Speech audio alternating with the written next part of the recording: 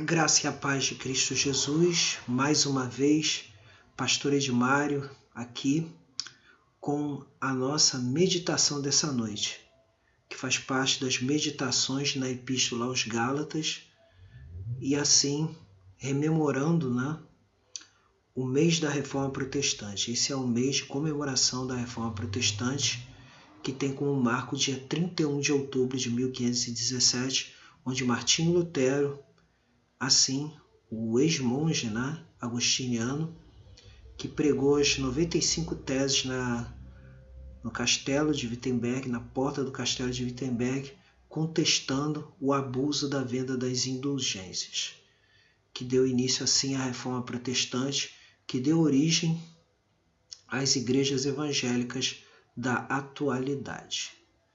E que, seguindo esses preceitos da Reforma Protestante, nós podemos ter um norte acerca da valorização da nossa identidade evangélica, mas mais ainda de como melhor servir ao Senhor Jesus Cristo. E voltando aqui a afirmar, Martinho Lutero, para chegar às conclusões que chegou para começar essa reforma, uma das epístolas que ele leu do Novo Testamento e meditou profundamente foi a Epístola aos Gálatas, a epístola onde encontramos que o justo viverá pela fé. Então vamos hoje meditar na Epístola aos Gálatas, capítulo 3, versículo de número 15 em diante, que diz assim: Irmãos, falo como homem, ainda que uma aliança seja meramente humana, uma vez ratificada, ninguém a revoga ou lhe acrescenta alguma coisa.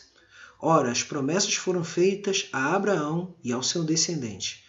Não diz e aos descendentes, como se falando de muitos, porém como de um só, e ao teu descendente, que é Cristo.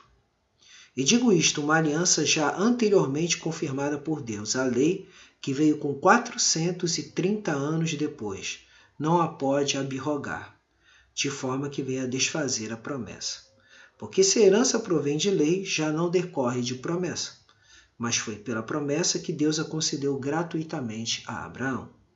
Qual, pois, a razão de ser da lei? Foi adicionada por causa das transgressões, até que viesse o descendente a quem se fez a promessa, e foi promulgada por meio de anjos pela mão de um mediador. Ora, o mediador não é de um, mas Deus é um. É porventura a lei contrária às promessas de Deus? De modo nenhum, porque se fosse promulgada uma lei que pudesse dar vida, a justiça, na verdade, seria procedente de lei. Mas a Escritura encerrou tudo sobre o pecado para que, mediante a fé em Jesus Cristo, fosse a promessa concedida aos que creem. Então, quando meditamos nessa passagem aqui, nós podemos perceber que, acima de tudo, há algumas verdades que a Escritura nos mostra, algumas verdades que são colocadas diante de nós, e de que Deus tratou com o ser humano através de alianças. E dentro dessas alianças, a gente pode dizer o seguinte, que as alianças mais básicas foram as seguintes. A primeira delas foi a aliança com Adão, no Jardim do Éden, em que ele foi assim colocadas 3 ordenanças a ele. A primeira delas, a ordenança da adoração, que consistia em obedecer a Deus em tudo, inclusive no mandado que foi feito de que ele poderia comer de todas as árvores e frutos, todos os frutos das árvores do Jardim do Éden, exceto a do conhecimento do bem e do mal. Então, nesse sentido, ele quebrou essa aliança ao ser humano em Adão. Outra aliança também fundamental foi a aliança que Deus firmou, que foi a aliança da graça. Essa aliança da graça, ela começa quando é falado do descendente de Adão, que a gente pode ver lá em Gênesis 3,15. E esse descendente de Adão, ele será mais uma vez falado, mas já não sob o descendente de Adão, mas sim, como acabamos de ler nesta epístola, ao descendente de Abraão, que é simplesmente Cristo. Você pode confirmar isso lá no Evangelho segundo Mateus, no capítulo 1, você vai ver toda a genealogia de Jesus Cristo, que vai remontar desde Abraão. Então você encontra esse elemento né? Então, encontramos essas duas alianças e encontramos diferentes dispensações. E aí temos a dispensação do Antigo Testamento, que é essa logo após essa promessa feita em Gênesis 3,15, e ela vai se estender nessa dispensação com o seu ponto alto, que foi a lei entregue a Moisés. Essa dispensação conhecida como dispensação do Antigo Testamento. E a segunda dispensação é a dispensação da nova aliança, em que Cristo é manifestado e traz vida aos que creem. E é nesse pano de fundo de quando Cristo traz vida aos que creem, diz aqui o quê? Que é pela fé e já não mais pela lei. Quer dizer, essa é a natureza da justificação.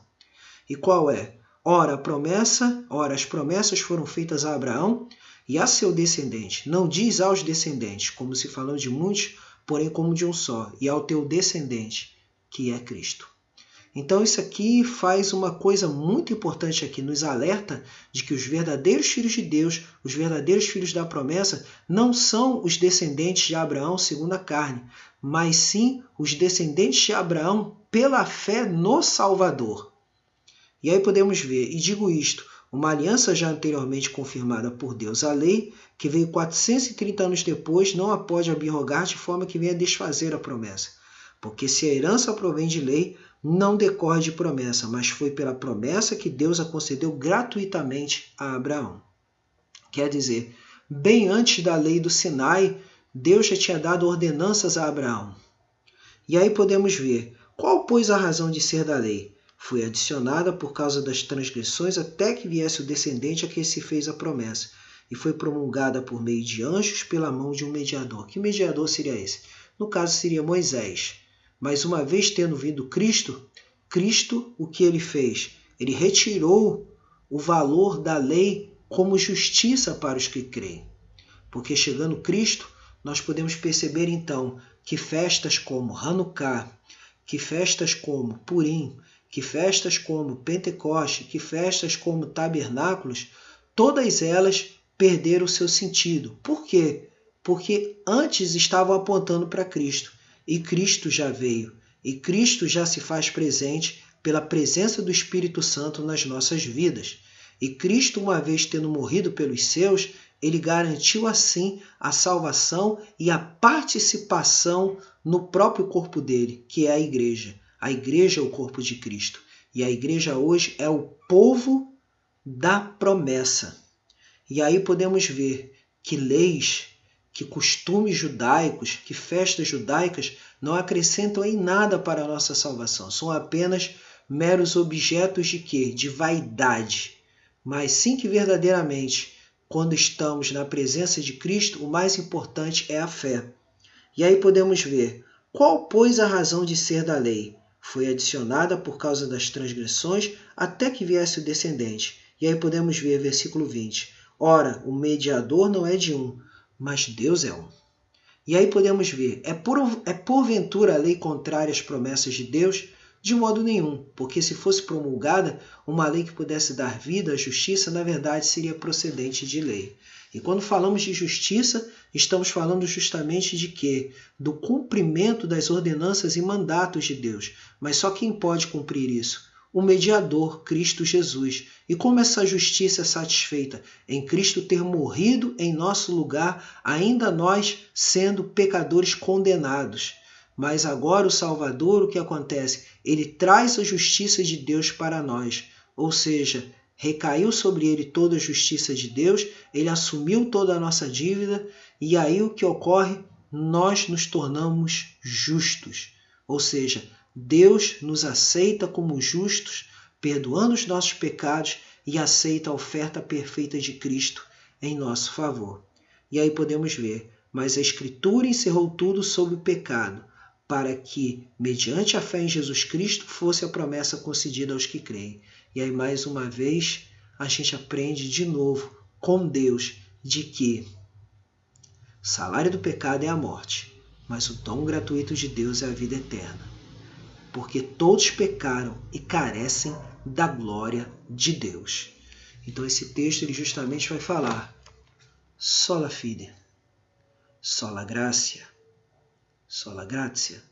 solus Christus. quer dizer essência do Evangelho. Jesus é a solução. Só Jesus é a solução. Mas como Ele é a solução? Ele é a solução para o perdão dos pecados. Ele é a solução para nos trazer a vida eterna. Ele é a solução para nos trazer paz. Ele é a solução para verdadeiramente nos sentirmos abraçados, apoiados, guardados, seguros por Deus. E essa palavra não há de como se retirar de nós, porque esta palavra Ele mesmo tem confirmado: passarão o céu e a terra, mas as minhas palavras não hão de passar. Ele disse aos discípulos. Então a firmeza da palavra é essa. Salmo 119, versículo de número 105. Lâmpada para os meus pés é a tua palavra e luz para o meu caminho. Deus abençoe mais uma vez nessa leitura e voltaremos amanhã mais uma vez com mais uma meditação na Epístola aos Gálatas. Lembrando sempre dos 5 solas da Reforma Protestante. Sola Scriptura, somente as Escrituras. Solus Christus, somente Cristo. Sola Gratia, somente a graça. Sola Fide, somente a fé. Soli Deo Glória, somente a glória para Deus. Amém. Deus abençoe.